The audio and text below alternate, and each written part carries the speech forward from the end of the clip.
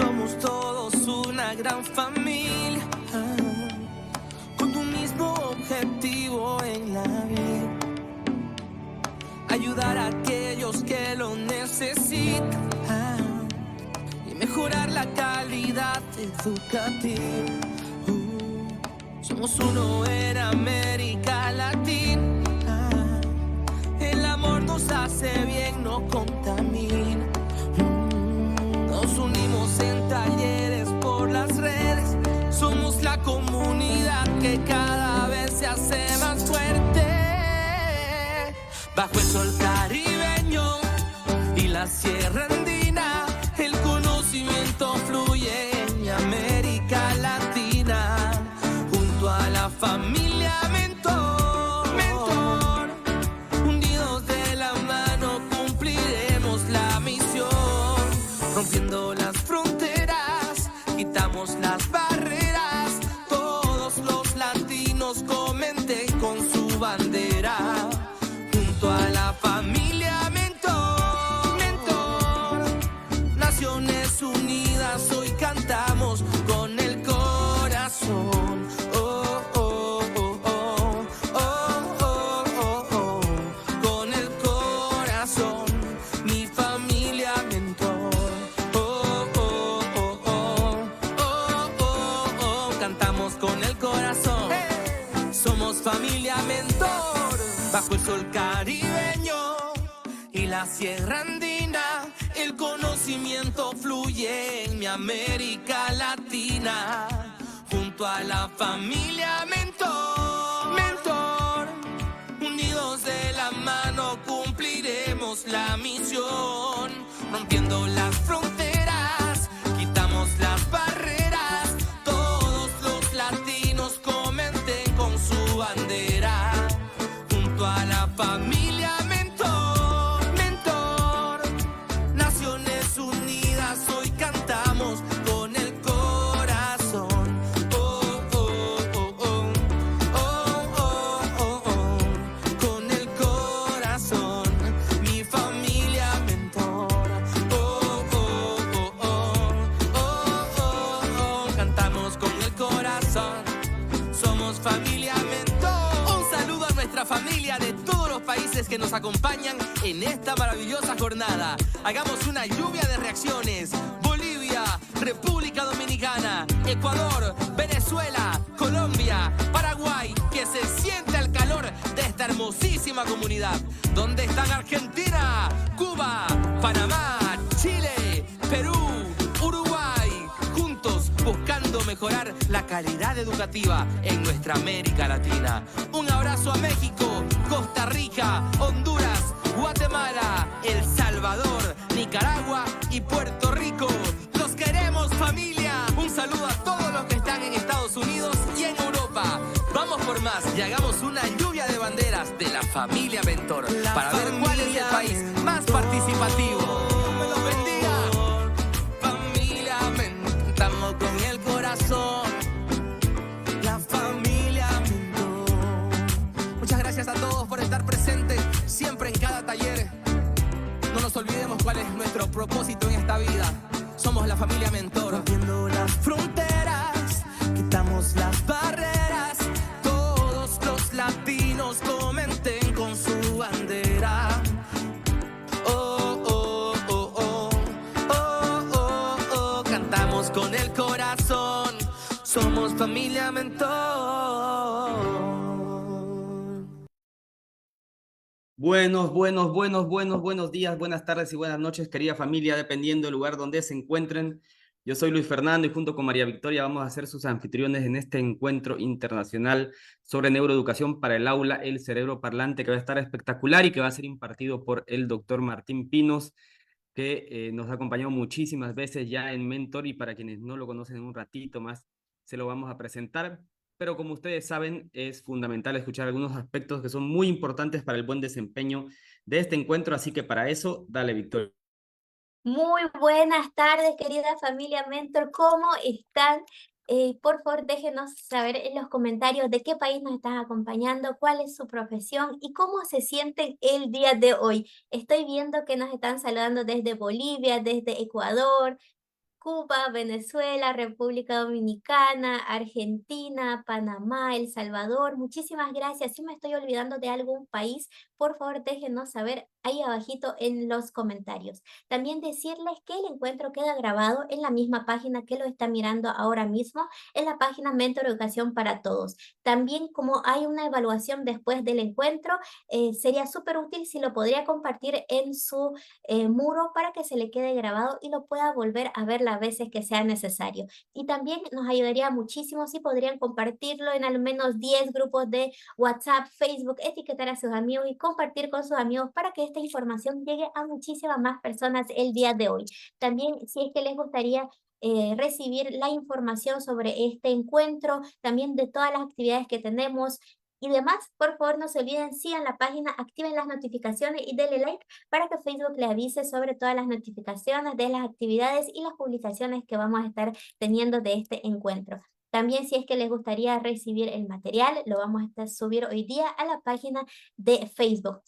Pueden realizar preguntitas y nosotros con muchísimo gusto las vamos a ir anotando para luego hacérselas saber a nuestro expositor. Y ahora un tema muy importante es el tema del certificado. Como siempre, no hay link de asistencia, lo que sí hay un link de evaluación que lo vamos a estar pasando hasta una hora después de terminar el encuentro al canal de WhatsApp y al canal de Telegram. Si aún no están en alguno de los dos canales, no se preocupe que vamos a estar compartiendo el link del canal en los comentarios durante todo el encuentro. Y la evaluación va a estar abierta hasta el día de mañana, domingo 10 de mayo, hasta las 23:59 horas de Bolivia. Por favor, verifiquen la hora de su país, háganlo con calma la evaluación y también vuelva a ver las veces que sea necesario el encuentro. Y los certificados, como siempre, los van a tener súper pronto el día lunes 11 de mayo, que vamos a estar pasando también al canal de WhatsApp y al canal de Telegram el día lunes 11 de mayo a las 20:00 hora de Bolivia.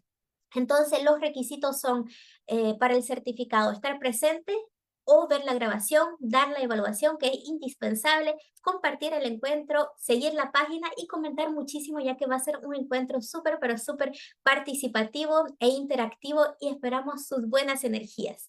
Y por favor, déjenos saber en los comentarios si es que ya están listos para arrancar este encuentro, pero antes, Luis Fernando, queremos saber un poquito más quién es nuestro expositor del día de hoy.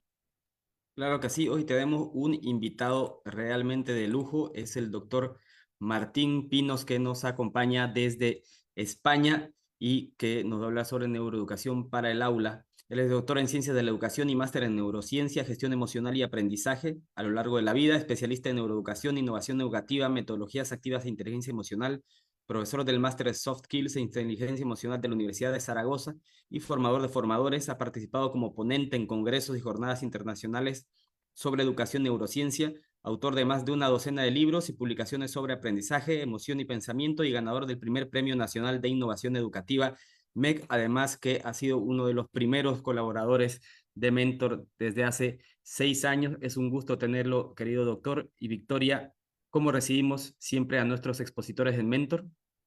Y como siempre, querida familia, por favor, alisten sus deditos para hacer una lluvia de corazoncitos, de likes, de todos los emojis bonitos y también escribámosle al doctor una gran bienvenida, como se la merece y como es característica de la familia Mentor. Y también no se olviden, compartan, compartan, compartan este encuentro para llegar a muchísimas más personas el día de hoy. Y con esta bienvenida, doctor, tan calurosa como es característica de la familia Mentor, bienvenido y el micrófono es todo suyo. Aún no lo escuchamos, ahora le vamos a pedir que solicite. Así Ajá, estamos, ¿verdad? ahora Ahora sí. sí. Pues nada, muchas gracias Victoria, gracias Luis Fernando por esta bonita acogida y gracias a todos los participantes, a todas las personas que desde la lejanía, desde la distancia respecto unos a otros, pero nos vamos a encontrar en este ratito. Para que no perdamos nada de detalle, lo primero que voy a hacer, no quiero olvidarme, es compartir mi pantalla, como me han indicado muy bien antes Luis Fernando, de manera que puedan ir viendo todo lo que va a ir mostrándose, sabiendo que la propia presentación que les voy a ir mostrando, luego la van a tener disponible también a través de la propia organización Mentor. Si en cualquier momento hay algún problemita, Luis Fernando, Victoria, de la presentación de que no se viera bien, me lo indicáis y sin ningún problema. Bien, el cerebro parlante es lo que hoy nos reúne. Vamos a hacer una mirada justamente al poder de la palabra desde la óptica de la neurociencia y de la propia psicología para darnos cuenta de hasta qué punto las palabras que al final nos arropan, las que emitimos, las que escuchamos, tienen un enorme poder.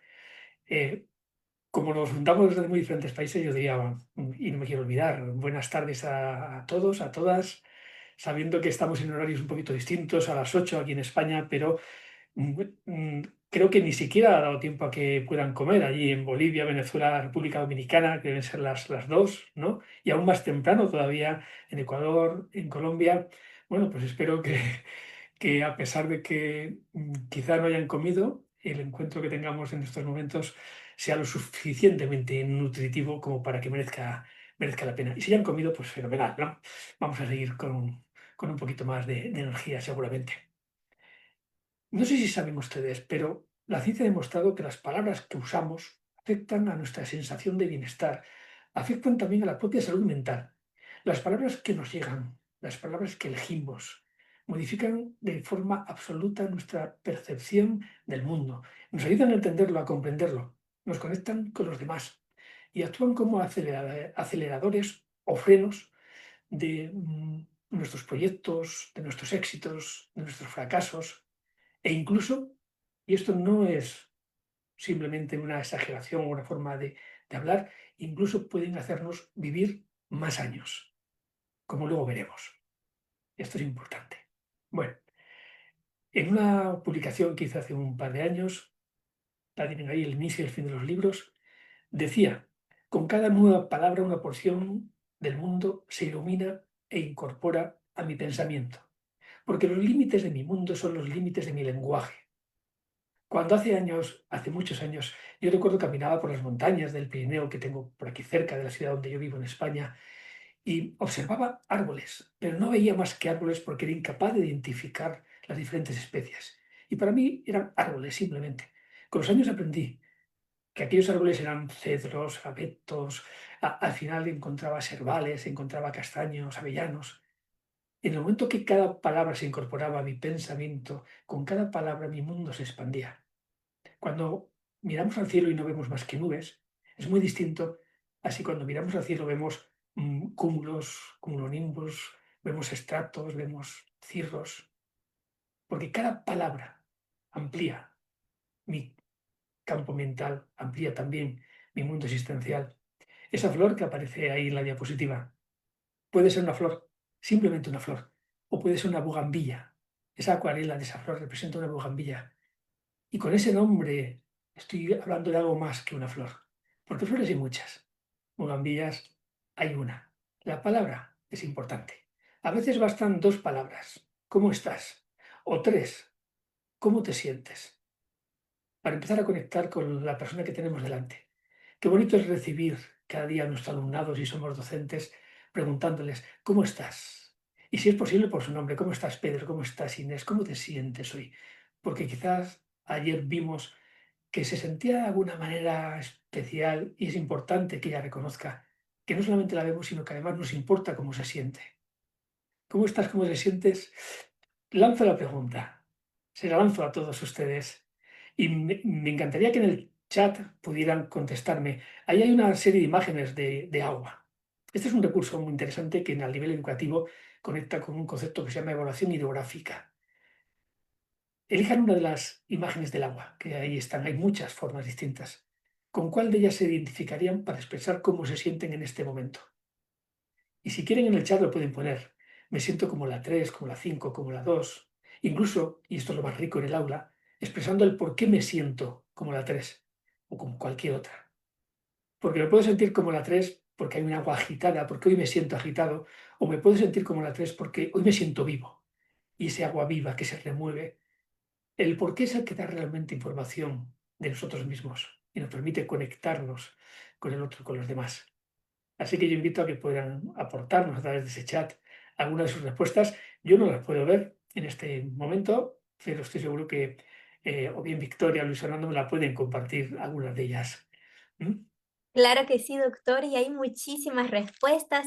Y Arelis nos dice el número 1, También Luz Colmeras nos dice que se siente excelente. Clarice dice que me siento como el número 2. María Paula nos dice como el número 1. Estefanía como el número 2. También Altagracia como el número 1. Yajaira 3. Dayan Ledesma 8. Alexandra dice que se siente excelente. Norma dice que se siente tranquila como el número 1. Genial. Licenciada Jiménez también se siente como el número 3. Y hay Ujú. muchísimas respuestas más que Me se encanta. sienten, muchos dicen que se sienten enfocados, en calma, en paz y felices de compartir con nosotros el día de hoy. Muchas gracias, Victoria, por habermelo transmitido y gracias a todas esas respuestas, a todas las personas que han compartido en este momento cómo se sentían. Porque es importante expresar lo que sentimos, conectar con los demás, porque eso nos une a los demás. El problema es que no siempre hemos recibido la formación en inteligencia emocional desde nuestra infancia como para poder determinar de forma clara cómo nos sentimos en cada momento de nuestra vida. Nos falta esa alfabetización emocional. Aquí les presento ya desde el inicio una primera herramienta muy sencillita que puede ayudarnos a nosotros como docentes también en el aula a mejorar justamente esa percepción de cómo nos sentimos y a poner etiqueta a lo que sentimos. Es una adaptación del cuadrante de Ruler, el cuadrante del programa Ruler de la Universidad de Yale, en el cual hice una pequeña adaptación hace ya unos años y convertí ese cuadrante en esta flor de las emociones que ven aquí, añadiendo no solamente formas, sino esos pétalos intermedios. Hay dos vectores, un vector vertical y un vector horizontal. Respecto al vector vertical, con una sencilla pregunta que ya aparece en pantalla, reflexionen. ¿Cuál es su nivel de energía en este momento? Y si su nivel de energía es muy alto, estaría en el 10 arriba del todo, ahí se lo marco en la pantalla, y si sería muy, muy bajo, estaríamos en el 0. Pero entre el 0 y el 10 hay todo un rango de valores, ¿verdad? Sitúense, por favor, en uno de esos puntos. Y ahora, en el vector horizontal, una pregunta también muy sencilla que tiene que ver con el placer o el displacer. ¿Cómo se sienten en este momento? Si se sienten genial, estarían en el 10, pero eso sería el nivel máximo de placer, ¿no? Esa sensación de bienestar. Y si se sintieran fatal, tremendamente mal, estarían en el 0. Espero que nadie esté por ahí, por supuesto. Pero entre el 0 y el 10, ¿dónde nos situamos? Proyecten ahora la línea perpendicular al punto de cada uno de esos vectores y allá donde se crucen esas dos líneas que ahora han dibujado, van a situarse en alguno de los pétalos de esta flor. Recuerden dónde están, en qué pétalo se sitúan. Recuérdelo, porque el pétalo en el que estemos ya nos da una información importante. Por ejemplo, si alguien se siente mal y además su nivel de energía es bajo, sí o sí ya sabemos, podemos saber que estamos en el universo emocional de la tristeza, porque ninguna otra emoción genética en el ser humano cumple esas dos condiciones, bajo nivel de energía y además desagradable. Y digo universo emocional porque toda emoción genética tiene a su alrededor un universo de emociones secundarias, culturales, estados de ánimo, afectos, incluso sentimientos que se nutren de esa emoción genética con mayor o menor intensidad o por combinación de varias emociones genéticas. Pero están dentro de ese universo emocional. También podría ocurrir que nos sentimos mal, pero nuestro nivel de energía es alto. Ahí estamos en un universo emocional que tiene que ver con el estrés, es decir, con la percepción cerebral de amenaza, donde las respuestas habituales se vinculan con la huida y por tanto con la emoción que tiene que activarse para ello, que es el miedo. Ahí la tenemos, la primera de los dibujitos, y puede ocurrir que haya una respuesta diferente asociada precisamente al ataque. Tiene que ver, en este caso a nivel emocional, como respuesta con la rabia o la ira. La podemos llamar de las dos maneras. Miedo o rabia, huir o atacar, las dos respuestas habituales en la percepción de amenaza en el cerebro de los humanos y también del resto de mamíferos. Hay otra emoción que también puede surgir en este contexto del estrés. Se la pongo en pantalla, el asco. Cuando la percepción de la amenaza viene de una sustancia, de algo que nos puede intoxicar o envenenar, hay toda una serie de respuestas fisiológicas, pero hay una activación previa de la emoción del asco como respuesta a nivel emocional. Bueno, ya tenemos tres posibles emociones dentro de ese rango de alto nivel de energía y desagradable. Me encantaría que sus respuestas les hayan llevado precisamente al pétalo de la derecha arriba, alto nivel de energía y me siento bien. ¿Qué emoción vamos a encontrar ahí? Pues como ocurría antes con la tristeza, tampoco hay discusión. La alegría. Esta diagonal que vemos aquí representada es muy limpia. Ninguna otra emoción genética cumple esa condición de alto nivel de energía y además ser placentera. Bienvenida sea a nuestras vidas. Pero también podemos sentirnos bien, placenteramente bien, y sin embargo con un nivel de energía bajo. ¿Dónde nos encontramos en ese territorio? En el de la calma. También ahí encontramos dos emociones al menos genéticas. Una tiene que ver con la serotonina, es esa primera carita que pongo de este bebé y que estoy señalando ahora con mi puntero. Tiene que ver con la percepción precisamente opuesta a la amenaza, con la percepción de seguridad. Y justamente en el polo opuesto de la amenaza surge esta emoción que tiene que ver con el control, con la calma, con la sensación de que estamos libres de todo peligro. Abajo, un poquito más abajo todavía, se ve que saca la lengua a su papá, a su mamá, no por faltarle al respeto, por supuesto que no, sino porque esta emoción moviliza. Toda emoción genética tiene una motivación asociada y en este caso la motivación asociada a esta emoción genética que se llama admiración tiene que ver con la imitación, con imitar. Y por eso si papá saca la lengua varias veces, el bebé a partir ya de la tercera semana puede ofrecer ya esa respuesta de imitación, porque su papá es su referente, al igual que el maestro o la maestra es el referente del alumno en el contexto educativo. Y ahí es donde surgen las teorías de precisamente la educación por modelaje, de Bandura, por ejemplo. Ahí es donde encontramos el sustrato neurológico y emocional que explica las teorías del modelaje y por qué aprendemos por imitación los seres humanos de forma tan eficiente. Emociones también, como vemos, muy agradables. Ahora bien, hay más emociones todavía a nivel genético. Esto nos dicen las últimas investigaciones que han ampliado el territorio de los modelos clásicos de Salow y Mayer, que hablaban de 6, 7 máximo emociones genéticas. Hay más, ya he hablado de seguridad, he hablado de admiración, también estaría la curiosidad. Ahí, a mitad de camino, energéticamente, entre la alegría y precisamente la seguridad. Porque es una combinación neuroquímica de ambas emociones, es decir, de dopamina, la alegría, y de serotonina, la seguridad. Y cuando algo activa estas neuroquímicas, capta nuestro interés. Esa es la motivación justamente de la curiosidad, el interés. Por tanto, bienvenida sea para el aprendizaje y para las aulas. Es la emoción de la ciencia, de las preguntas. Y allá arriba encontramos también otra emoción muy interesante, la sorpresa. Muy energética, pero no tiene un valor, es la única emoción genética que no tiene una valencia agradable o desagradable, porque su motivación es la de desconectar. Cuando algo nos sorprende, dejamos incluso de respirar, dejamos de pensar y toda nuestra atención se focaliza en el estímulo que nos ha sorprendido. ¿Para qué? Para decidir en ese momento nuestro cerebro hacia qué otra emoción genética debe dirigirse, para dar una respuesta eficiente a esa realidad. Si este bebé pequeño se sorprende porque aparece de pronto mamá, se nos irá la alegría. Pero si lo que le sorprende es un perro que irrumpe en la sala rabioso, ladrando, y le asusta, lógicamente, ese bebé, a través de la sorpresa, se irá al miedo. Y esa es la función de la sorpresa. ¿Por qué es interesante ser capaz de reconocer? Y esta herramienta nos permite reconocer e incluso poner etiqueta a lo que sentimos. ¿Por qué es importante? Porque nuestro cerebro necesita de la palabra para reconocer lo que siente. Necesita identificar qué es lo que sientes, tristeza, o rabia, o asco, o miedo, o alegría. Si tiene que poder gestionar eso porque está en una situación en la que no es pertinente.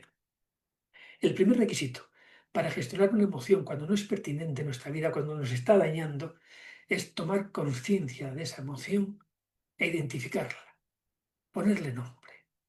Nuestro cerebro, desde que aprendimos a hablar, desde que el lenguaje irrumpió en nuestra especie, necesita, curiosamente, del nombre. Por eso este tipo de herramientas tan sencillas tienen un alto valor a nivel educativo, pero también para gestionar todo el tema de la inteligencia emocional y ser capaz de dar herramientas a nuestro alumnado y a nosotros mismos para gestionar los momentos emocionales que nos hacen sufrir. Hace unos 80.000 años aproximadamente apareció la palabra en nuestra especie. Nuestra especie tiene muchos más años, al menos unos 250.000 años, Homo sapiens sapiens. Pero desde hace 80.000 al menos sabemos que ya somos capaces de hablar. Y en el momento que la palabra aparece en nuestra especie, nos convertimos en una especie esencialmente lingüística. Esa esencia lingüística de nuestra especie que yo estoy planteando no entra en conflicto para nada con la aceptación de nuestra multidimensionalidad. Somos seres biológicos, emocionales, cognitivos, sociales. Incluso habrá quien piense que también somos seres espirituales, pero en el momento en el que el lenguaje verbal, se encarama en la base del pensamiento y la comunicación, y eso ocurrió hace unos 80.000 años, como dijimos, se encarama en la base de lo cognitivo, de lo social. En ese momento, esas dimensiones de interacción social, esas dimensiones que tienen que ver con lo cognitivo, se vuelven sustancialmente lingüísticas. Tomamos conciencia, interpretamos el mundo, la vida, interpretamos nuestra propia multidimensionalidad, lo que hacemos, lo que sentimos, lo que pensamos, precisamente a partir del lenguaje. Y por eso es tan importante el lenguaje en nuestras vidas. Miren lo que aparece en pantalla. ¿Qué es lo que ven ahí? Supongo que muchas personas, al ver esta imagen, habrán dicho, lo que yo veo ahí es un mensaje semioculto, pero lo que hay ahí es no leer. Bueno, vamos a quedarnos con esa interpretación que yo creo que habrá hecho mucha gente. Y en esta otra imagen, ¿qué es lo que ven? Y supongo que aquí me estarían planteando que ven una niña, una joven, y seguramente la interpretación que dan a esta imagen es que esta joven, esta niña, está leyendo algún libro. Sin embargo, curiosamente, en esta imagen no aparece ningún libro dibujado. La niña aparece, pero el libro no aparece dibujado. Se puede de alguna manera interpretar a partir de esas líneas, esas formas, de la postura de ella. Se puede interpretar también a partir de la imagen anterior, que allí aparecía no leer, pero sin embargo no ponía no leer.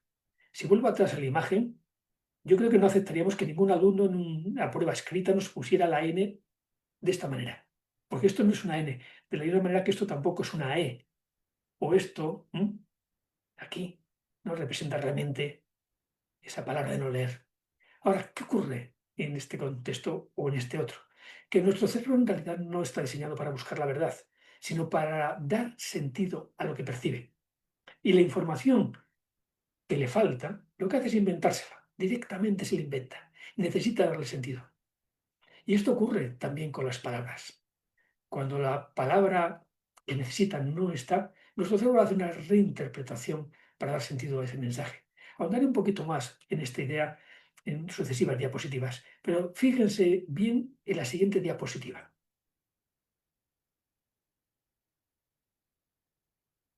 No tiene sonido, pero casi se escucha.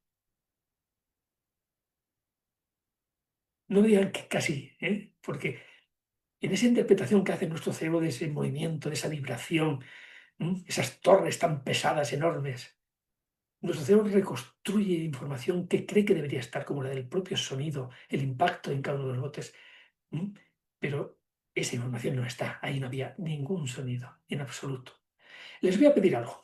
Miren la diapositiva que va a aparecer a continuación en pantalla, pero por favor, no lean lo que aparece en ella, solamente pueden mirarla, ¿de acuerdo? Vamos allá.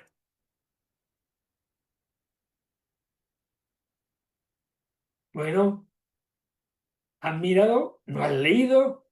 ¿O sí han leído? Venga, segunda oportunidad, que me parece que han leído. Bien, venga, miren la diapositiva que va a aparecer en pantalla, pero hagan ese esfuerzo, concéntrense un poquito más y no lean lo que aparece, ¿de acuerdo? Vamos allá. Claro, imposible. Imposible no leer en el momento que alguien nos enseñó a leer.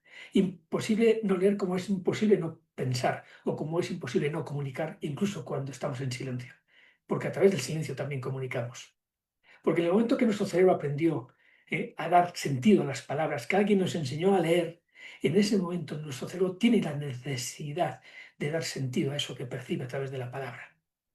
Y eso da un enorme valor al lenguaje y a la palabra, la escrita y la que nos llega también, a partir de los oídos. Vamos a comprobar un poquito también cómo funciona esa necesidad imperiosa de nuestro cerebro de leer y de encontrar sentido a aquello que lee. Voy a utilizar el efecto Stroop, un efecto muy conocido, seguramente le sonará a muchos de ustedes, y si no les suena, en cuanto lo empecemos a hacer, se darán cuenta de que alguna vez esto sí que lo han visto. Voy a presentar una serie de palabras en la pantalla. Lo que yo les voy a pedir es que lean lo más rápidamente posible esas palabras, pero no la palabra realmente, sino el color en el que están escritas esas palabras. Esa es la idea.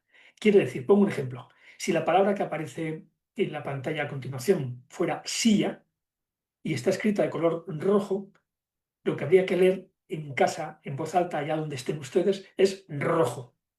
No silla, sino rojo. El color, ¿de acuerdo? Va a haber dos niveles de interferencia. En un primer momento la interferencia va a ser mínima, van a ser palabras más sencillitas de leer, pero luego va a aumentar la interferencia, ¿vale? Entre lo que están leyendo y la información que contiene esa palabra. Si ya ha quedado claro, si ya tenemos claro que lo que tenemos que leer es el color desde casa, les voy a invitar a que lo lean en voz alta, en sus hogares, donde estén. ¿Por qué en voz alta? Porque así la información que va a llegar a través de sus oídos y que se reconstruye de alguna forma en las áreas de la corteza auditiva que está encima de sus orejas, las áreas temporales del cerebro, va a poder contrastarse de forma más sencilla con la información que llegará a través de la pantalla y de sus ojos, que es una información que se va a reconstruir en el lóbulo al final occipital, en lo que es la corteza visual. Como va a estar en dos zonas diferentes del cerebro, si cometen algún error entre lo que leen y lo que quieren leer, se van a identificar, van a ser capaces de darse cuenta muy rápidamente, mucho más fácilmente que si leen en silencio, en donde a veces los errores pueden pasar desapercibidos. Así que les invito a que lean el color de la palabra en voz alta. ¿Están preparadas? ¿Preparados? Vamos allá. Y aquí hemos leído en negro, ¿de acuerdo? Venga, vamos a aumentar ya el ritmo.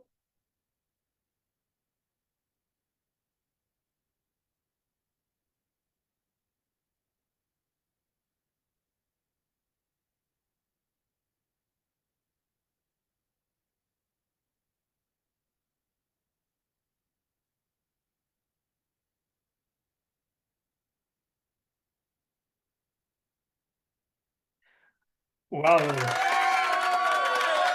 Y estoy seguro que lo han hecho muy bien, pero también estoy seguro que cuando las palabras ya no expresaban cualquier objeto, sino expresaban colores, y había una contradicción entre el color que leían y el color realmente en el que estaban impresas en la pantalla, y por tanto no tenían que leer el color que expresaba desde el punto de vista semántico la palabra, sino el color en el que estaban impresas. Eso generaba una cierta contradicción y ralentizaba su respuesta. Cuando se hace esto a través de una prueba de medición de tiempos, se comprueba muy fácilmente. ¿Y por qué nos costaba más leer? Porque el cerebro, a pesar de que sabemos que quería leer el color, en realidad no podía sustraerse a leer también el sentido de la palabra. Y el sentido de la palabra estaba en contradicción precisamente con el color. ¿Cuántas cosas han ocurrido en ese contexto? Miren, aquí tienen un modelo, es un modelo muy simplificado, pero ¿cómo funciona el cerebro a nivel de la palabra, el cerebro parlante? Este modelo, que es un modelo ya clásico, un modelo muy simplificado, como ya les digo, pero nos puede permitir un poquito qué ha ocurrido en nuestro cerebro para llegar a poder decir los colores que estábamos viendo en la pantalla leyendo esas palabras. Bueno, a ver si un poco esto nos aclara qué procesos se ocurren ahí a nivel interno. Tras llegar los estímulos lumínicos a los ojos a través de la pantalla, donde aparecían esas palabras, bien, esos estímulos, esa información lumínica, a través del nervio óptico pasaba al tálamo. El tálamo es una estructura, no la he representado en la imagen, está aquí en la zona nuclear del cerebro. Si ven mi cursor en la pantalla, pero en la área más interna, no en la corteza, sino en la área más interna, lo que es el cerebro límbico, ¿vale? Llegan al tálamo. El tálamo es una estructura cerebral doble, tiene una parte en cada uno de los hemisferios de nuestro cerebro, el izquierdo y el derecho, que se encarga de procesar y distribuir la información sensorial hacia las zonas de la corteza que correspondan. Si es una información visual, pues la corteza visual. Es una información de tipo auditivo, las cortezas auditivas, o es táctil, las cortezas sensomotoras. Son cortezas que están en diferentes áreas de nuestro cerebro. Salvo la información olfativa, es cierto, que va por un territorio, por recorridos distintos. Bueno, en el caso que nos ocupa, como la información era visual, llegaba a través de la pantalla, parecía mesa escrito en negro, por ejemplo, ¿vale? Pues lo que ha hecho es enviarla a la corteza visual, es decir, la ha enviado al área que se encarga de la visión, que está en el lóbulo occipital de nuestro cerebro, en la parte de atrás de nuestra cabeza. Esta corteza visual se ha comunicado con el área de Wernicke. Bueno, el área de Wernicke, en verde en la imagen, aquí la tienen representada, desde la corteza visual, se ha hecho esta relación, es la encargada de procesar los significados de las palabras. En este caso, básicamente el significado del color, pero no solo del color, porque no se podía sustraer el cerebro a identificar también el significado semántico de la propia palabra. Bueno, desde allí, desde el área de Wernicke, a través del fascículo arqueado, que viene aquí representado con estas líneas de puntos, un haz de nervios que comunican ambas zonas, se ha puesto en contacto con el área de Broca. El área de Broca es el área que se encarga fundamentalmente del habla, la expresión de la palabra. ¿Vale? Bueno, ya tenemos ahí el área del habla y todavía necesita un poquito más. Esta área de Broca se ha puesto en comunicación con la corteza motora, que tienen aquí representada, pero especialmente con las áreas de la corteza motora que tienen que ver precisamente con el tema de la función. Ahora, no es suficiente todavía. Esta corteza motora, activada ya en las áreas que tienen que ver con la palabra, boca, faringe, etcétera, se ha puesto en contacto finalmente con el tallo cerebral. Y aquí ya, el tallo cerebral es una zona que aquí no está representada, una zona muy primitiva, está en nuestro paleocórtex, que es la prolongación de nuestra médula espinal, aquí abajo. Y esa médula espinal, aquí estaría el cerebro. Bien, en esta zona que controla todos estos aprendizajes más esenciales para nuestra supervivencia, ritmo cardíaco, respiración, los procesos digestivos, también va a gestionar los procesos de movimiento. Y es aquí ya desde el tallo cerebral donde se van a transmitir las órdenes a los músculos fonadores para que se movilicen y puedan decir negro o rojo o verde, que era la palabra que finalmente planteabais. Cuando ustedes decían rojo, incluso acertaban diciendo rojo, se había producido todo este proceso que he comentado y todo este proceso se había producido en unos poquitos cientos de milisegundos. Es increíble, porque cada palabra variaba en un segundo escaso. Cada segundo yo modificaba la palabra. Pero mucho de los tiempos, todo este procesamiento cerebral que he comentado de una forma muy simplificada, ya se había producido. Espero que de alguna manera, aunque solo sea porque nos suena un poquito, entendamos la complejidad asociada a todo el mundo de la palabra. Y esto que aquí he obviado un montón de conexiones, porque obviamente cuando hablamos del mundo de la palabra y de qué parte del cerebro se involucran, tendríamos que hablar todavía de muchas más zonas vinculadas a la atención, a la corteza prefrontal, que ha intervenido también, etcétera, etcétera. Pero que al menos nos quede esta información a nivel muy básico para entender un poquito por dónde nos movemos. Les decía al principio, en la primera de las diapositivas, que las palabras afectan a nuestro bienestar, pero que incluso pueden prolongar nuestra vida, pueden añadirnos años de vida. Y eso tiene que ver con lo que están viendo ahora en pantalla. Hay una investigación muy conocida, un clásico en el estudio de las enfermedades neurodegenerativas, las enfermedades asociadas a la edad, que es el estudio de las monjas de Notre Dame. El principal investigador, Snowdon, empezó su investigación en 1986, una investigación que se prolongó longitudinalmente durante unos 15 años. En ese periodo se estudiaron a 678 monjas de la congregación de Notre Dame, con unas edades comprendidas entre 75 y 102 años. Eran ellas unas monjas bastante mayores. La media de edad en aquellos momentos que se inició la investigación era de 83 años. Más del 85% de estas monjas habían trabajado toda su vida como docentes, al igual que nosotros. Eran mujeres que, en cuanto a estilo de vida, coincidían en muchos aspectos. Ninguna fumaba, no consumían alcohol, todas eran solteras, ninguna había tenido hijos, eran de la misma raza incluso, habían vivido en las mismas residencias, en el mismo estilo de residencias, con dietas similares, con trabajos, como hemos dicho, muy, muy parecidos, lo cual eliminaba un montón de variables para poder estudiar esas enfermedades degenerativas asociadas a la edad, Alzheimer, demencia senil, etcétera. Podían eliminarse un montón de variables que sabemos que en otros contextos de investigación podían afectar a los resultados. Bueno, pues aquí todo eso se podía eliminar. Esto era muy interesante. Ahora, en el territorio del lenguaje hay una parte que a mí especialmente me llamó mucho la atención cuando conocí los trabajos de Snowden. Cuando las monjas ingresaban al convento, a la congregación, con una edad media de 22 años, se les pedía que escribieran una pequeña biografía personal en la que explicasen algo de su vida y los motivos por los que ingresaban en el convento. Cuando se contabilizaron, simplemente contabilizar el número de palabras positivas con carga positiva a nivel emocional, a nivel energético, que aparecían en esos escritos, se llegó a una conclusión que es tremendamente interesante. Cuantas más palabras positivas aparecían, mayor fue la longevidad de esas monjas. Es decir, se encontró una correlación positiva significativa estadísticamente muy, muy clara entre la cantidad de palabras positivas y los años de vida. lo que le llevó a concluir a Snowden que las palabras positivas no solamente aportan, añaden calidad a nuestras vidas, sino incluso añaden años a nuestras vidas. Aunque las investigaciones de Snowden no plantearon en ningún momento ninguna conexión con los trabajos de la premio Nobel Elizabeth Blackburn, que os presento aquí a la derecha, os muestro un poquito, creo que algo tendrá que ver una cosa con otra. Fíjense, eh, Elizabeth en sus trabajos de investigación que le llevaron a ese premio Nobel, se especializó en el tema de los telómeros y de la telomerasa. Cuando hablamos de los telómeros hablamos de las terminaciones precisamente de nuestros cromosomas. Aquí están representadas en azul. Esas terminaciones que de alguna manera lo que hacen es proteger las terminaciones de los cromosomas para que no se deshilache. Sería como esa banda que protege el cordón o la cuerda o la soga para evitar que los diferentes filamentos que componen el cordón o la cuerda se puedan deshacer. Bien, pues esa es la función precisamente de los telómeros. Bueno, con cada una de las divisiones celulares que se van produciendo a lo largo de nuestra vida, que son muchísimas, se van acortando, en cada división se va acortando un poquito esos telómeros. De manera que cuando se hace un análisis de la longitud de los telómeros de una persona, tenemos un predictor muy claro de la longevidad no solo del estado de salud, pero sobre todo de la longevidad de esa persona. Porque conforme vamos sumando años a la vida, vamos acortando nuestros telómeros. ¿Qué ocurre con la telomerasa, con esta enzima que produce nuestro cuerpo de forma natural, que es un protector natural precisamente de esos telómeros?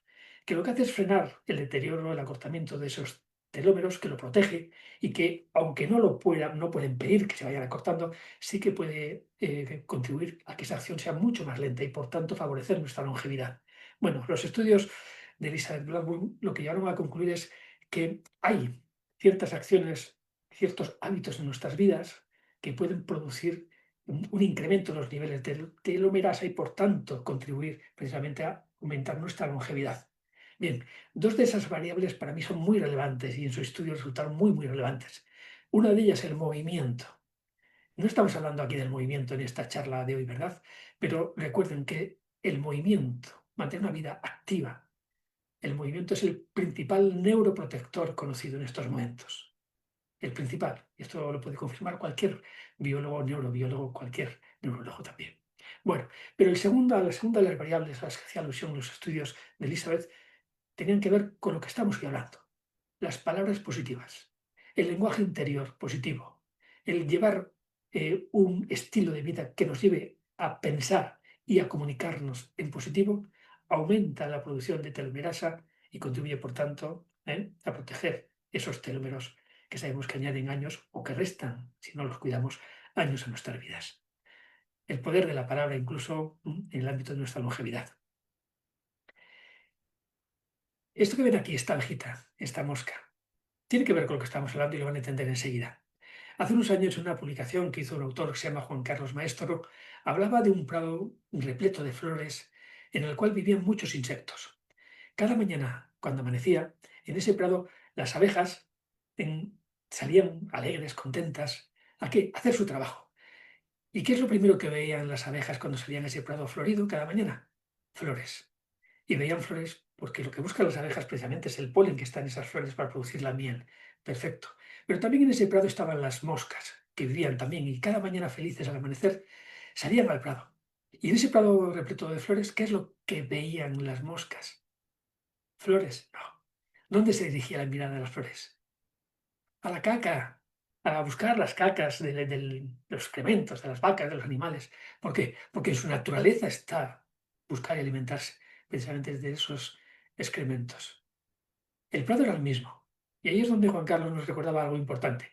Cuidado porque vamos por la vida a menudo con las gafas de la mosca o las gafas de la abeja puestas.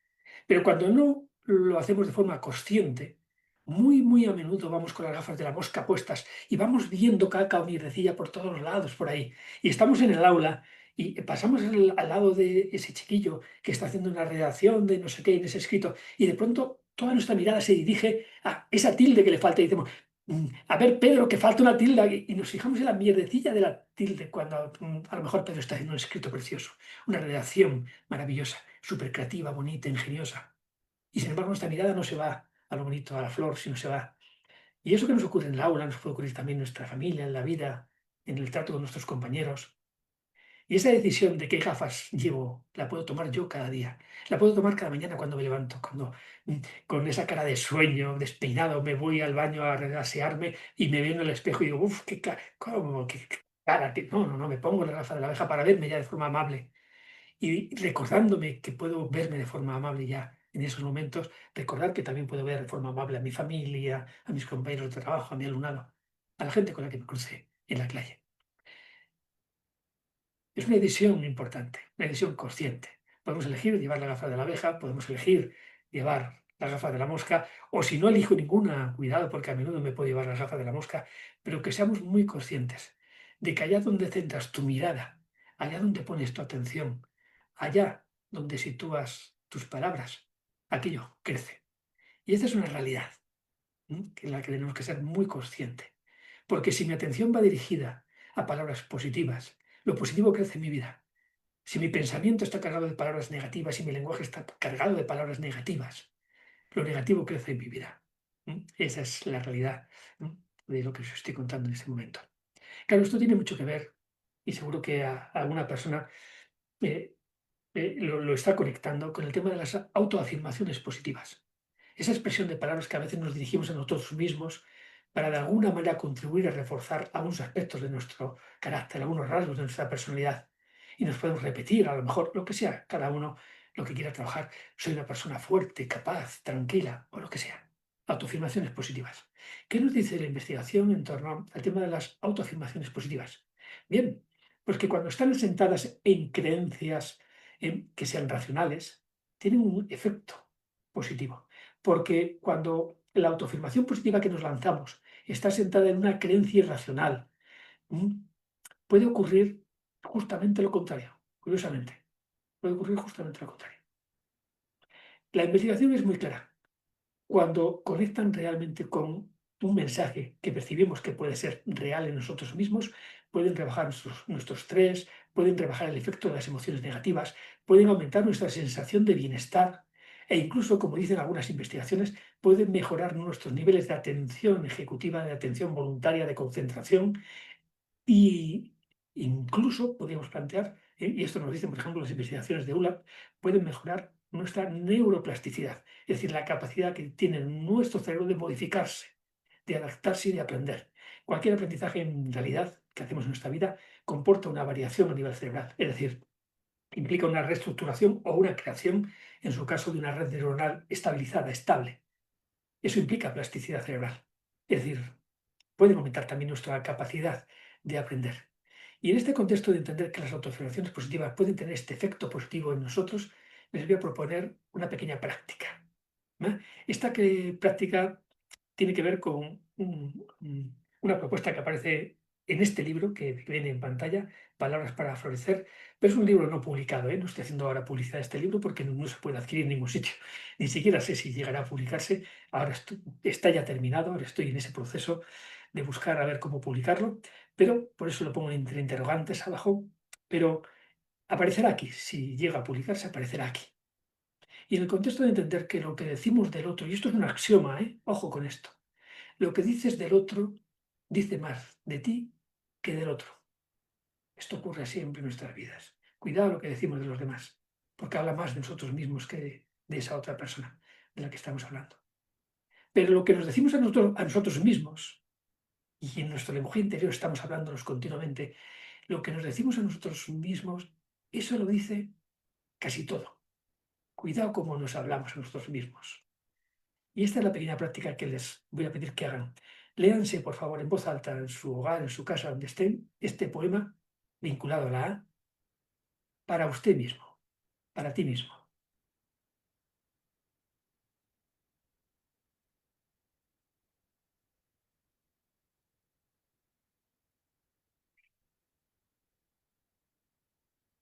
¿Qué tal? ¿Cómo se han sentido?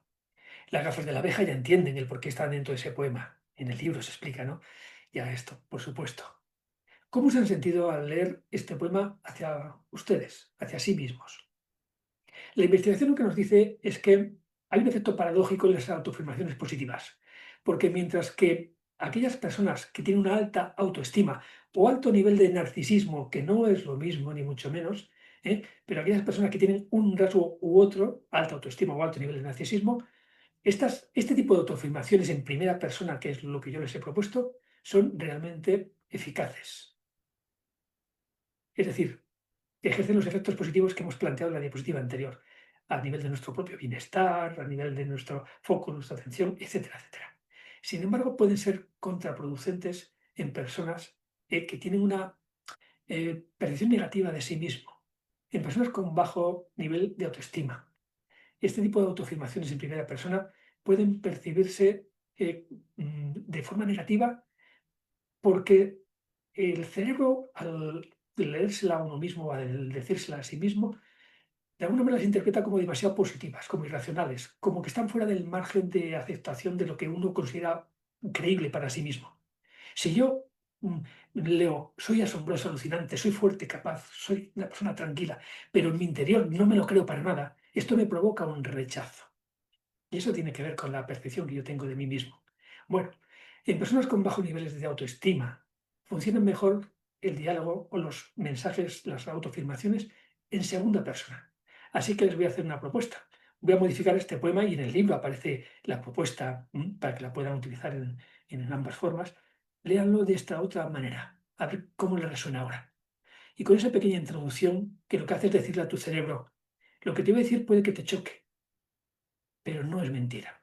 Aunque mi mente a veces diga otra cosa, elijo alimentar mi pensamiento con estas palabras. Y luego ya añada ahí su nombre y lea.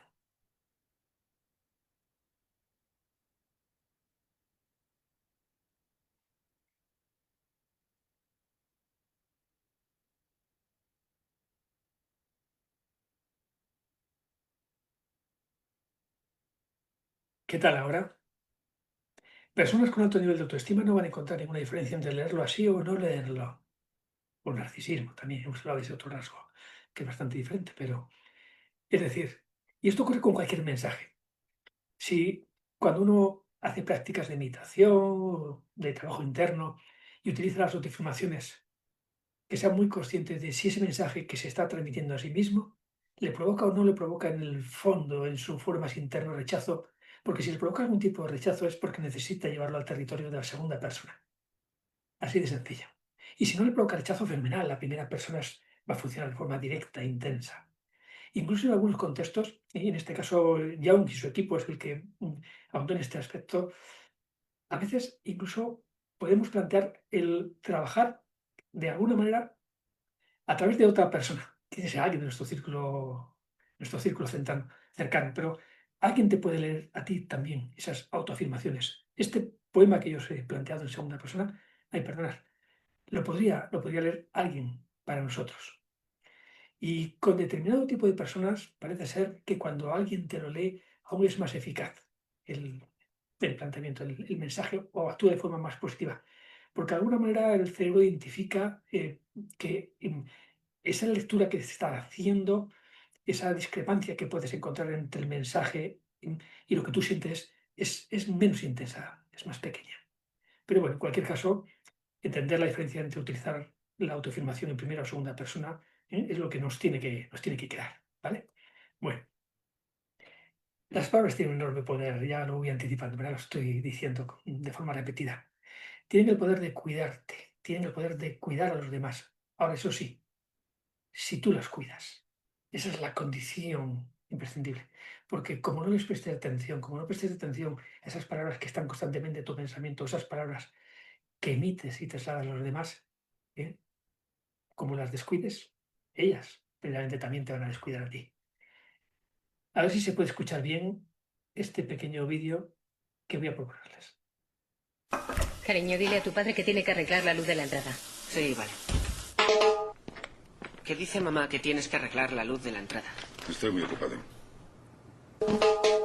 Dice que está muy ocupada. Dile que si nunca va a hacer nada de lo que le pido. Que si nunca vas a hacer nada de lo que te pide. Dile a tu madre que siempre está pidiendo cosas. Que siempre estás pidiendo cosas. Es increíble. Dile que no le volveré a pedir nada.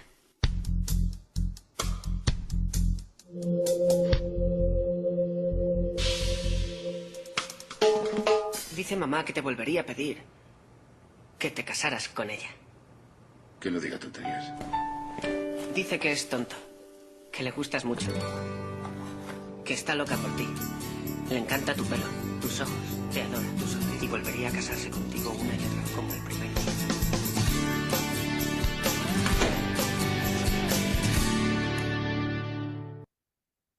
Espero que se haya podido ver. No sé, Victoria, ¿se ha podido ver? Sí, vale. Sí, lo hemos visto. Vale, perfecto. Ha habido algún problemita. El poder de la palabra aquí y qué bien lo utilizan precisamente la publicidad. Utiliza ese poder de la palabra y de la emoción conectada a la palabra para conseguir lo que ellos quieren. En este caso, vender. No deja de ser un buen ejemplo. Una cita de Palabras para Florecer, ese libro escrito pero no publicado. A través de nuestras acciones, y el lenguaje es acción, no nos olvidemos de eso, el lenguaje es una acción, adquirimos la posibilidad de recrearnos a nosotros y lo que nos rodea. Asumamos que las palabras pueden cambiar al menos un instante de tu vida, un momento. Eso lo podemos asumir, ¿verdad? Se dice que Buda afirmó que un momento puede cambiar todo tu día, y ese día cambiar toda una vida, y esa vida cambiar el mundo. Me inquieta y me alienta a la vez pensar que las palabras tienen el poder de cambiar el mundo. No sé si lo comparten o no lo comparten, pero hay palabras que han cambiado el mundo. La oscuridad no puede expulsar a la oscuridad, solo la luz puede hacer eso. El odio no puede expulsar al odio, solo el amor puede hacer eso. Estas palabras cambiaron el mundo de alguna manera. Estas y otras que dijo la misma persona que metió estas. Estas también cambiaron el mundo. El judío es y será siempre el parásito típico, un bicho que como un microbio nocivo se propaga cada vez más. En un sentido muy distinto, ¿verdad? Cambió el mundo. Pero ambas personas cambiaron el mundo. Una para hacer un mundo mejor. Una para reivindicar derechos del ser humano, que en aquellos momentos eran pisoteados. Y construyó todo eso a partir de la palabra. Y la misma palabra alimentó el discurso del odio este otro personaje. Porque la palabra está siempre antes del discurso. En el discurso del odio está siempre la palabra que luego hace que haya una mano que apriete el gatillo y provoque la muerte o provoque, como en este caso, un holocausto. Todo el holocausto que ha vivido la humanidad ha sido precedido precisamente por la palabra, en este caso, mal empleada. Pero eso es el poder de la palabra, para bien y para mal. Puede modificar, como decíamos, no solamente un instante, un momento, puede modificar una vida, puede modificar el mundo. Lean, por favor, ese mensaje que aparece en pantalla.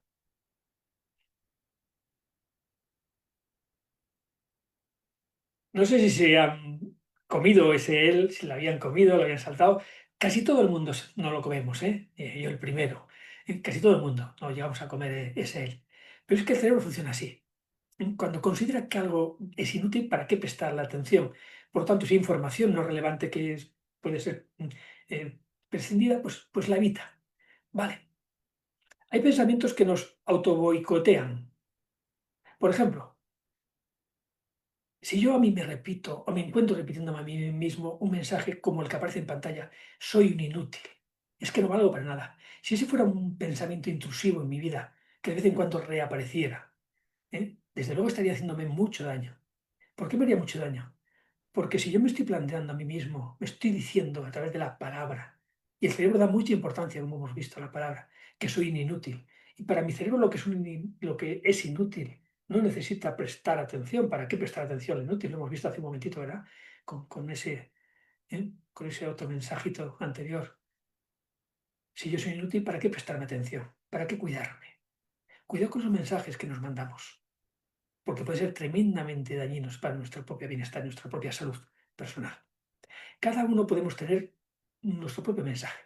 Si no tenemos ningún mensaje intrusivo de esos que nos dañan, maravilloso. Pero es extraño que un ser humano no se encuentre en algunos momentos con este tipo de mensajes, sea el que sea. Yo he puesto este ejemplo, pero sea el que sea. Pero nos encontramos con esos mensajes que de pronto decimos, ¿pero qué estoy haciéndome? ¿Qué me estoy diciendo yo a mí mismo? Por Dios. Porque tanto repetírmelo al final es que me lo creo, mi cerebro se lo cree. Y mi subconsciente se lo graba a fuego. Y eso es lo tremendamente peligroso, que queda ahí grabado a fuego en mi subconsciente. Les voy a proponer un pequeño ejercicio. pero es totalmente voluntario. Si lo que les propongo les va a hacer sentir muy incómodos, no lo hagan, porque el ejercicio consiste en buscar esa palabra, esa frase que a veces nos encontramos repitiéndonos a nosotros mismos. Soy un inútil, no valgo para nada, o cualquier otra, sea la que sea. Y lo que quiero es que durante 30 segundos nos repitamos esa palabra mentalmente, pero con seriedad, como cuando a veces nos descubrimos a nosotros mismos diciéndonos. Y que durante 30 segundos nos repitamos continuamente. En este ejemplo sería, soy un inútil, no valgo para nada. Soy un inútil, no valgo para nada. Y me lo repito una vez y otra durante 30 segundos para al final, yo les marcaré los tiempos, llevar un poco la atención a cómo me siento yo en ese momento al final. Es decir, estoy sintiendo de alguna manera especial, repetirme ese mensaje, aunque sea en un contexto, y en este caso consciente, ha provocado en mí algún tipo de sensación en un sentido o en otro, ¿vale? Entonces les invito a que lo puedan hacer a partir de este momento. Venga, durante medio minuto.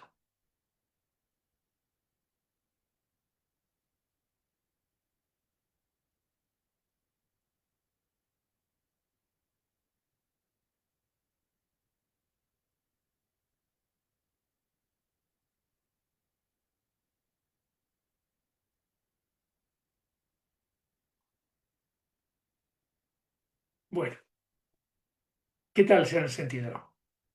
¿Qué sensaciones surgen a nivel interno cuando uno se repite un mensaje que sabe que le está dañando? Si quieren en el chat lo pueden compartir, ¿eh? Es decir, las sensaciones, si les apetece, se pueden compartir. No hay ningún problema. Sin embargo, yo le voy a hacer una pequeña propuesta. Si hay alguna, Victoria, si hay alguna reflexión que quieras compartirnos, se puede hacer. Claro, claro que sí, doctora. Hay muchísimos comentarios. Por ejemplo, Marisol Dora Cedeño, desde, si no me equivoco, desde Paraguay, nos dice, al repetir esa frase me deprimo porque no es lo que soy realmente. También Helen Chávez nos dice que se siente derrotada con debilidad. Marisol nos dice que se siente deprimente. Idalis con tristeza. Carmen con inseguridad. Yarelis López nos dice que sintió que se fue apagando, y así tenemos Qué muchísimos bueno. comentarios. Muchas gracias, Victoria, y a las personas que habéis compartido. Claro, esa es la realidad. Y eso que me estoy diciendo unas palabras que de forma consciente yo en este momento me estoy imponiendo y por tanto yo sé que no son más que palabras lo que me estoy planteando, ¿verdad? Les voy a proponer un pequeño cambio. El mismo mensaje, pero antes del mensaje, en cada una de las repeticiones vamos a decir, estoy pensando que, estoy pensando que soy un inútil y no valgo para nada. Estoy pensando, pero lo estoy pensando, que soy un inútil y no valgo para nada. Estoy pensando que, lo mismo, esos 30 segundos, vamos a repetirlo lo mismo, pero recuerden siempre poniendo delante, estoy pensando que, ¿vale? Adelante.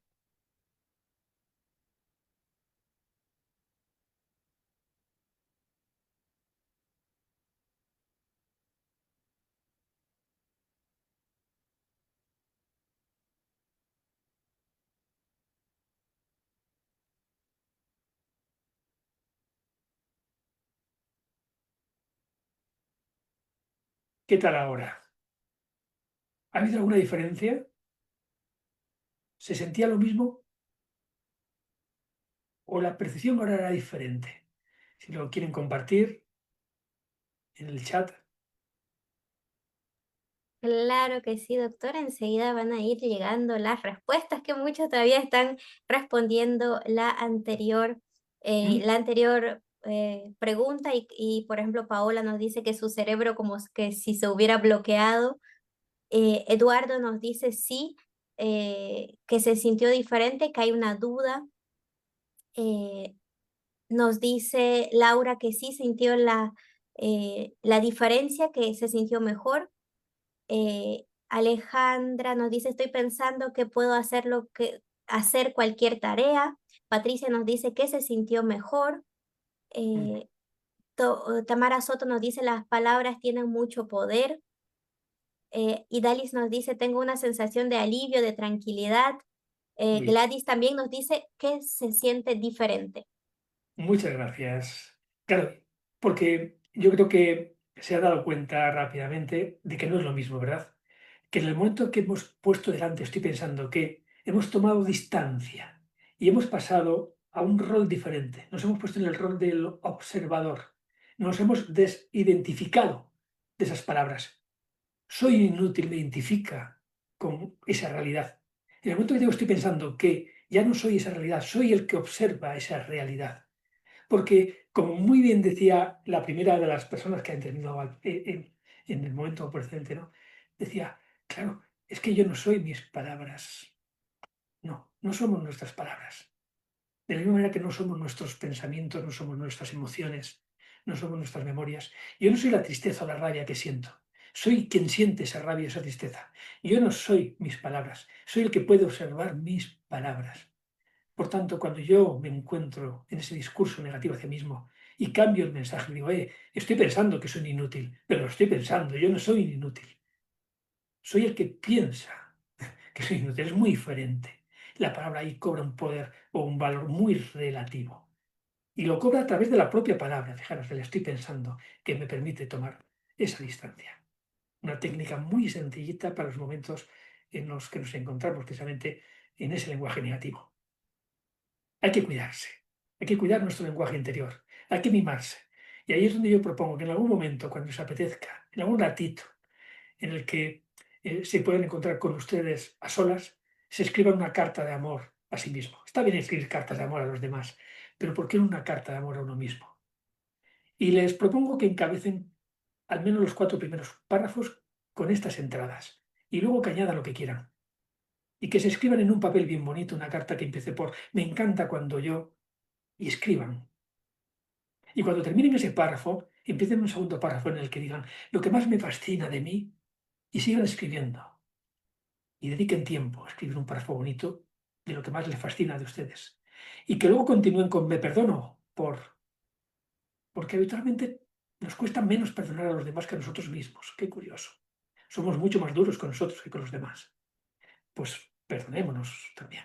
Y en el cuarto párrafo les propongo, tengo derecho a o a no, lo que yo en ese momento considere. Y esa carta, escrita bien bonita en un sobre precioso, me la guardo para poder releerla en algunos momentos en mi vida en las que necesite justamente ese pequeño empujoncito. Porque nadie es capaz de amar a los demás si no se ama a sí mismo, si no se quiere a sí mismo. Nadie es capaz de respetar o de admirar al otro si no se respeta o se admira a sí mismo. Ese es el paso previo.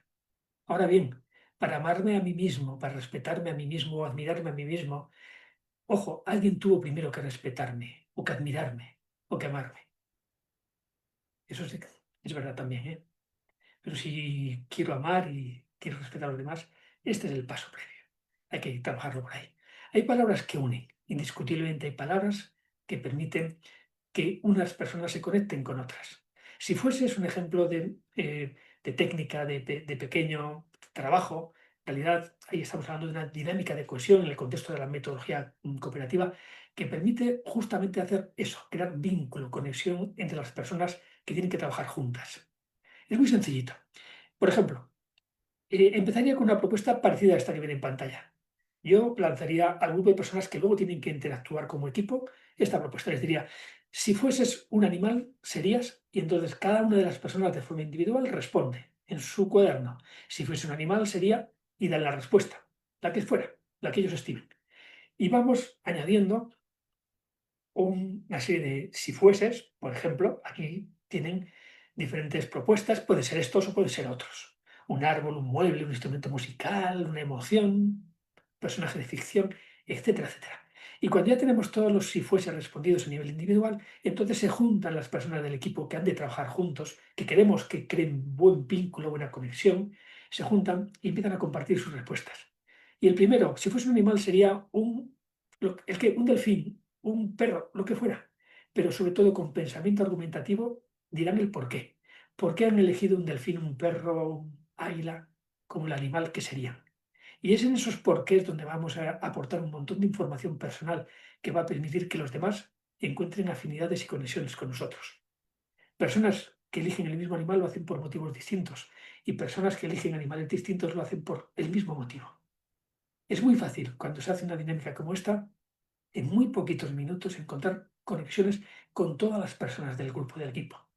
Es un buen ejercicio para hacer dentro de un claustro de docentes, para conectarnos y generar vínculo con las personas con las que tenemos que trabajar luego en el día a día, en nuestros centros educativos. El si fuese. Puede adoptar muy diferentes variantes. Aquí tiene una propuesta diferente, hecha con tarjetas, ¿vale? Y ya cambia un poquito la formulación de las preguntas. Si fuese una semilla arrastrada por el viento, ¿dónde iría? Si fuese un libro, ¿cómo me titularía? Si fuese un cofre de un tesoro, ¿qué habría dentro? Si fuese un mensaje enviado en una botella, ¿qué diría? O si fuese una esponja, ¿qué absorbería? Si fuese una llave, ¿qué abriría? Son propuestas. Podemos variarlas con toda la creatividad, pero permiten darnos cuenta de hasta qué punto la palabra tiene el poder de conectarnos, de unirnos, de liberar incluso oxitocina, la hormona y neurotransmisor del vínculo, de la confianza, del apego, imprescindible para que un equipo, por muy heterogéneo que sea, trabaje de forma coordinada y eficiente. Porque si no hay conexión, si no hay vínculo, ningún equipo va a trabajar bien. Esa es la realidad. También hay palabras que hacen justo el efecto contrario, palabras que enfangan, que ensucian. En La Vanguardia Digital, el 1 de septiembre del 21, primer día del curso escolar, al menos aquí en España, un padre subió a redes sociales, esto te ven aquí en pantalla. A su hijo le habían puesto una tarea en el colegio, 7 añitos tenía el niño, de resolver tantas restas como pudiera en 3 minutos, de un listado de 60. Y esta fue la retroalimentación que aportó la maestra. Absolutamente patético. Ha respondido 13 en 3 minutos. Sad, triste. Y además puso una carita dibujada triste. A un niño de 7 años le está diciendo su maestra, que es su absoluto referente, que seguro que la admira. Le está diciendo, eres patético, pero es que además estoy triste y es por tu culpa. ¡Wow! Esto no se hace por maldad, se hace por ignorancia. Pero cuidado con las palabras. Los docentes sabemos, o deberíamos saber, que esa obsesión por calificar, por poner número a lo que hace nuestro alumnado, a veces mata su deseo de aprender. El número no es lo importante, para nada es lo importante el número, sino la información que yo le tengo que dar a nivel cualitativo de qué tiene que hacer para mejorar y qué es lo que está haciendo bien, porque seguro que está haciendo cosas bien. ¿Qué motivación, qué expectativas va a tener este niño sobre sí mismo y qué motivación para seguir trabajando en el aula con esta maestra cuando la retroalimentación que obtienes de este tipo? Cuidado con las palabras, pueden ser muy dañinas o muy bonitas, muy positivas, como hemos visto. Hay palabras de oro. Como la palabra gracias. Es una palabra increíble. Y ahora les voy a invitar a hacer una pequeña práctica conmigo en torno a esta palabra, la palabra gracias. Para ello les voy a invitar a que en estos instantes estén donde estén, cierren los ojos. Si se sienten cómodas, ¿vale? Que cierren los ojos y escuchen. No solamente la música, sino también lo que yo les voy a ir. Es importante en la vida. ¿Cuántas personas se cruzan en tu vida y te hacen un poquito mejor, mucho mejor?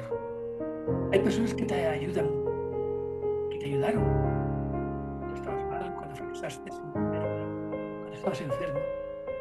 Hay personas que te ayudan con acciones aparentemente insignificantes.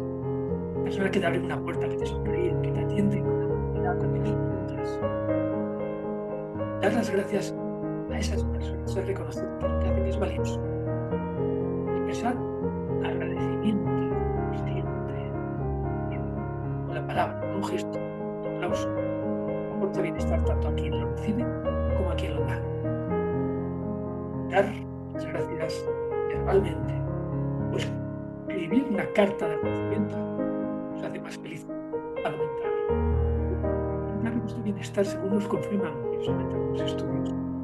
Por cierto, gracias por estar ahora ahí, compartiendo este ratito conmigo. Te voy a proponer un reto. Durante esta semana, si quieres, escribe una nota para cada uno de los miembros de tu familia. Y en esa nota dale las gracias por algo, porque siempre hay algo, siempre hay un motivo para dar las gracias a esa persona que vive, que está contigo viviendo. Y déjale ese pequeño lugar que puede encontrar. Es importante agradecer. Agradecer las pequeñas cosas, las satisfacciones cotidianas, dar valor a lo que ya tenemos. Y Es una cama caliente, agua corriente, comida, tu nevera. Es un trabajo, una familia.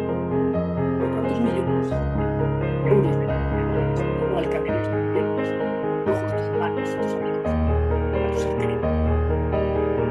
Hay muchos estudios que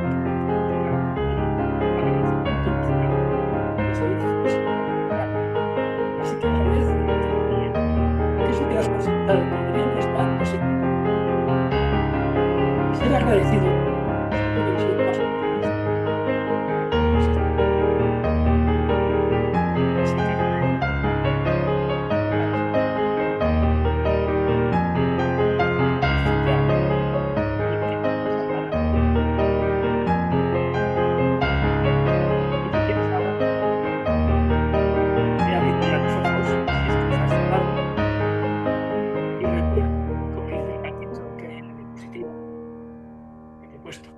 qué lindo, qué placer, qué sano, qué curativo es dar las gracias. ¿Cómo no sentirme agradecido si el cosmos me ha otorgado la herramienta para unas veces rehacer el mundo y otras mi forma de verlo?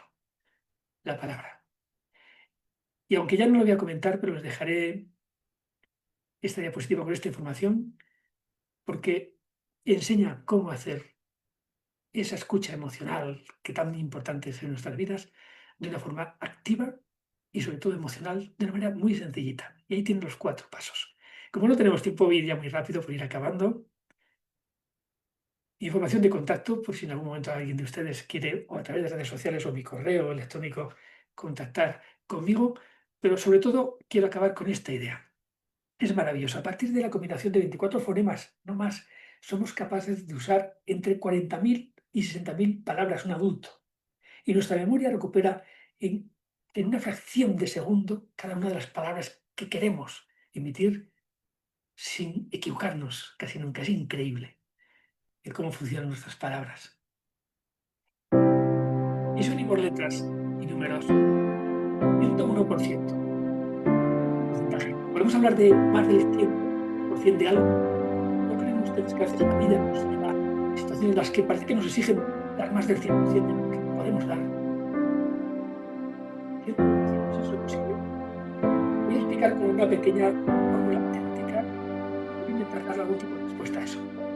Si unimos a cada letra del abecedario el número que le corresponde por orden, es decir, A1, B2, C3, etc., miren ustedes dónde podemos llegar si analizamos la palabra capacidades, porque los docentes trabajamos y enseñamos capacidades. Con capacidades podemos llegar al 70%. Es un valor ya alto, ¿verdad? Una calificación bastante alta. ¿Qué pasa con el trabajo duro, el esfuerzo, el empeño? Porque hace más el que quiere en la vida.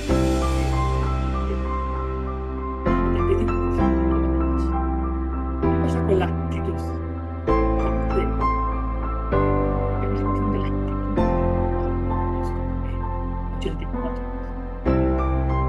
Ahora bien, ahora que hablamos de todos los países del mundo, trabajamos por competencias.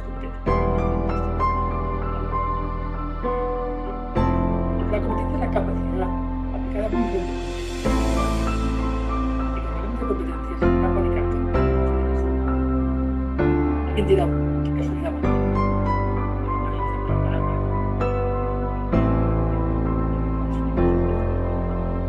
¿qué pasa con eso? No hay educación sin los valores importantes, los vamos a aplicar. De nuevo, casualidad también, no existe la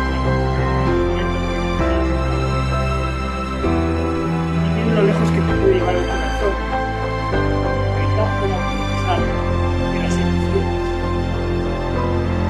Corazón, así. Esto lo he visto y lo creo.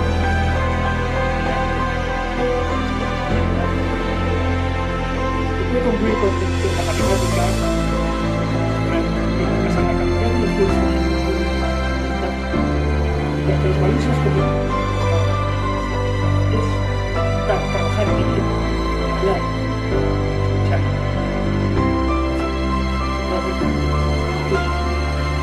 Pero hasta el final de nosotros mismos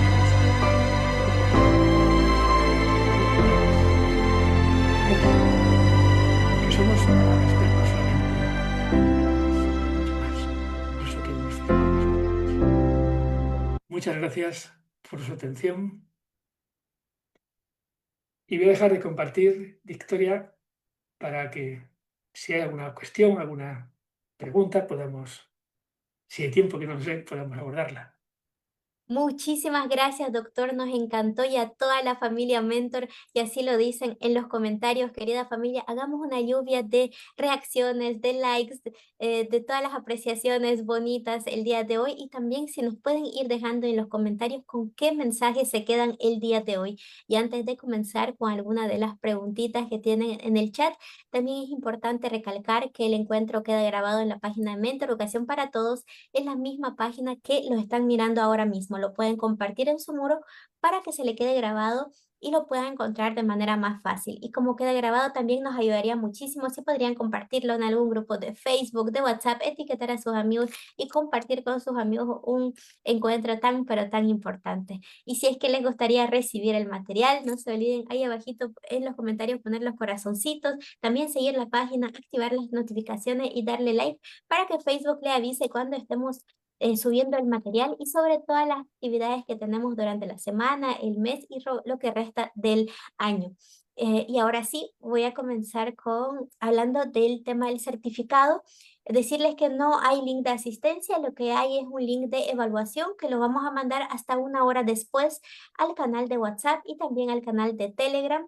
Si usted todavía no está en alguno de los dos canales, no se preocupen que enseguida vamos a volver a anclarlo en los comentarios el link del canal de WhatsApp. También la evaluación va a estar abierta hasta el día de mañana, domingo 10 de mayo, hasta las hasta las 23:59 horas de Bolivia. Por favor, verifiquen la hora de su país, háganla con calma la evaluación y también pueden volver a ver la grabación. Y los certificados los van a tener súper, pero súper prontito, el día lunes 11 de mayo, que vamos a estar enviando al canal de Telegram y también al canal de WhatsApp a las 20:00 hora de Bolivia. Y ahora sí, dicho esto, doctor, voy a leer, bueno, le están agradeciendo muchísimo. Dice Liliana que se queda con gratitud. Andrea dice excelente exposición. Zuleidi nos dice una palabra puede salvar o hundir a cualquier ser humano, el poder de la palabra. Priscila nos dice que está motivada a 1000%. Carla Jacqueline también nos dice qué bueno el tema, excelente. La psicopedagoga Arcoiris nos dice, muy interesante este taller, nos ayuda a revalorarnos como personas con palabras positivas que nos motiven cada día. Y así hay muchísimos comentarios y también había algunas de las preguntitas, por ejemplo, como Zoila nos preguntaba lo siguiente, ¿cómo puedo gestionar la curva de atención en clases, ya que mis clases son bastante largas y no quiero saturar a mis alumnos? Muy interesante, una muy buena pregunta. La atención no se demanda, la atención se conquista. El ser humano puede prestar atención ante la explicación de otro ser humano en unos tiempos muy limitados. Un adulto en torno a 15-18 minutos, no más. Luego nos cuesta ya mantener la atención. Un niño de 6 años, cuando empieza la primaria, en torno a unos 5 minutos. Y cuando acaba la primaria, en torno a unos 12 minutos. Esos niveles son mínimos. Para ir de alguna manera gestionando los temas atencionales, lo importante es conseguir activar cognitivamente el alumnado respecto a aquello que estemos trabajando en el aula. Cada vez que imaginamos, estamos dando una explicación, porque estamos explicando lo que sea, geometría, figuras geométricas básicas, vale, explico, me imagino, cuarto de primaria, niños de 9 años.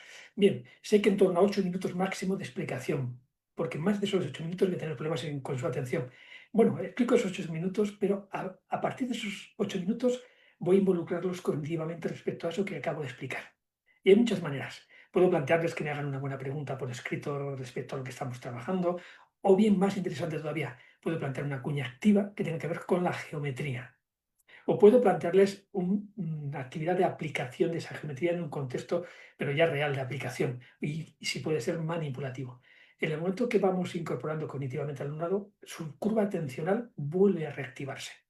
Por eso es importante ir haciendo esos picos de atención, ir reactivando la atención cuando nos interese, porque conseguir esa reactivación después de esa cuña activa, por ejemplo, que yo he empleado, las utilizo mucho además en los contextos de aula, sé que vuelvo a disponer de otros 8 minutos aproximadamente de nuevo para poder ampliar mi explicación si todavía era necesario, que a lo mejor ya no lo era, ¿vale? Es importante jugar con emociones que focalizan también. ¿Y qué emociones focalizan la atención de nuestro alumnado y de forma positiva, por tanto, para aprender? La curiosidad, la admiración y la seguridad. Esas tres son tres emociones muy focalizadoras. Y utilizar la alegría en momentos puntuales para subir el nivel de energía y sobre todo para celebrar al final de un buen trabajo lo que se ha hecho. Pero teniendo en cuenta que la alegría es dispersante y por eso digo que hay que ubicarla muy bien en el contexto que nos ayude. O bien porque su energía está muy bajita, entonces quiero activarla, o bien al final para celebrar. ¿Vale? Y luego, sé que tenemos que ir muy rápido, pero dar un último detalle. Muy importante los finales. Queremos motivar a nuestro alumnado para captar su atención también, incluso en la siguiente clase. ¿Cómo lo podemos conseguir? Haciendo un muy buen final de la sesión anterior. Cuidar mucho cómo acabamos cada clase, cada sesión, igual que cómo acabamos un tema, una unidad didáctica o un trimestre. Porque los momentos finales son los que dejan precisamente la mayor impronta o la sensación que al final tiene la persona de lo que ha hecho, también nuestro alumnado, depende básicamente del momento final. Y esto es lo que nos dice la regla del pico final del premio Nobel Daniel Kahneman. ¿Vale? Por tanto, si hacemos un buen final en la sesión, nuestro alumno se sentirá con ganas del día siguiente volver a trabajar en el aula. Y esa motivación es lo que va a hacer que esté más focalizado y con mejores niveles de atención. Seguido muy rápido, habría que hablar muchas cosas, pero espero que eso sirva. Muchísimas gracias por la respuesta, doctor. Y también muchos están diciendo que les encantó la frase de que usted dijo sobre la atención que no se demanda, se conquista. Y también nos ha estado comentando. Elizabeth nos dice, excelente, me encantó, quisiera poder seguir recibiendo este tipo de contenido. El doctor tiene un manejo ejemplar, sabe ganar la atención. Y así hay muchísimos comentarios más. Y querida familia, como son de tantos países que nos acompañan, por favor, hagamos una lluvia de banderas ahí abajito en los comentarios para ver dónde están los más activos y los más participativos y además los que se han quedado hasta el final. Y también muchos nos han preguntado, estaba Denar, también Priscila y María, si nos podría comentar sobre algunos libros que se podrían, a ver, si nos podría recomendar algunos libros para reforzar lo aprendido. Mm, Vale. Bueno, la primera recomendación que haría espero a ver si este año lo puedo llegar a publicar, sería Palabras para florecer. ¿M? Ese libro que ya les anticipaba, que ya está terminado, es un libro de un poquito más de 200 páginas, pero es un libro en el que ahondo, desde esa perspectiva de la neurociencia y la psicología, ahondo mucho en el poder de la palabra y sobre todo en propuestas prácticas para trabajar a nivel personal y si las queremos llevar al aula, pues me parece excelente, pero sobre todo es un libro que lo enfocado a nivel de un trabajo personal, de manera que cualquier persona puede ser consciente de cómo la palabra es una herramienta increíble para cuidarnos y cuidar también a los demás. Esa sería una primera recomendación, pero como no está todavía disponible, no vaya. Si les parece, en la propia presentación que les voy a compartir, ahora cuando terminemos, puedo incluir alguna referencia de alguna publicación. No es que haya mucho escrito, pero un libro que puede ser interesante, y ya lo anticipo y que podría estar ahí, sería La ciencia del lenguaje positivo, de Luis Castellanos.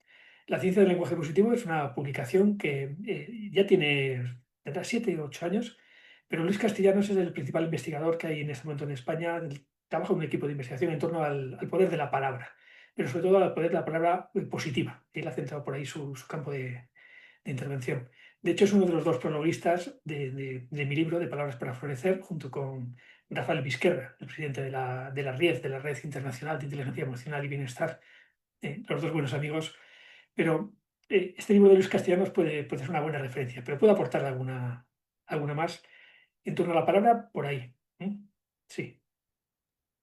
Muchísimas gracias, querido doctor, por esta excelente exposición, como siempre. Y antes de ir ya a las conclusiones, a las partes finales, querida familia, no se olviden, una vez terminado el encuentro, vamos a enviar al canal de WhatsApp y al canal de Telegram el link de la evaluación, que puede llenarse hasta mañana, domingo 10 de mayo a las 23:59, hasta las 23:59 hora de Bolivia, y el lunes 11 de mayo haremos el envío de los certificados por esos mismos canales, así que no nos esperemos, no se preocupen que el link va a llegar, puede tardar hasta 1 hora en llegar al canal después de terminado el encuentro. Y ahora sí, antes de finalizar y dar los agradecimientos respectivos, por favor, querido doctor, una última reflexión para nuestra familia de tantos países que nos ha acompañado esta tarde. Bueno, hay un lenguaje que nos une, hablamos el castellano, hablamos en un lenguaje común Y creo que eso es muy bonito, encontrar una comunidad tan amplia de seres humanos en el mundo que a través de un habla compartida podamos ser capaces de crecer, de ayudarnos y de entender, repitiendo un mensaje que ya he dado, pero creo que es tremendamente importante, que las palabras pueden unirnos, pero que las palabras hay que cuidarlas, porque si no les prestamos atención y las descuidamos, ellas también, al final nos descuidan a nosotros. Así que seamos muy conscientes de esa palabra que emitimos, seamos muy conscientes de nuestro lenguaje interior y seamos muy conscientes de que cuidando esas palabras podemos cuidar el mundo, podemos cuidar a nuestra familia, podemos cuidar a nuestro alumnado y sobre todo, y digo sobre todo, y ahora lo explico, podemos cuidarnos a nosotros mismos, porque cuando nosotros estamos bien, lo que hay a nuestro alrededor generalmente también está bien. Muchísimas gracias, querido doctor, por esa hermosísima reflexión. Solamente nos resta agradecerle de verdad por este esfuerzo, por hacer esta presentación, no solamente con una excelente metodología, sino también con mucho cariño y dedicación. Y también lo felicitamos por todas las acciones y actividades que está haciendo usted en España. Así que le enviamos un gran abrazo hasta Zaragoza, España, y de verdad le agradecemos muchísimo por todo lo que nos ha presentado. Y a todos ustedes, querida familia, muchísimas gracias por acompañarnos en un encuentro más.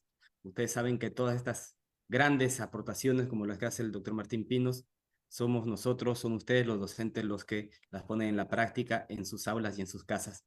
Así que muchas gracias, querida familia. No se olviden que los queremos muchísimo y ya nos estaremos viendo muy prontito. Hasta luego.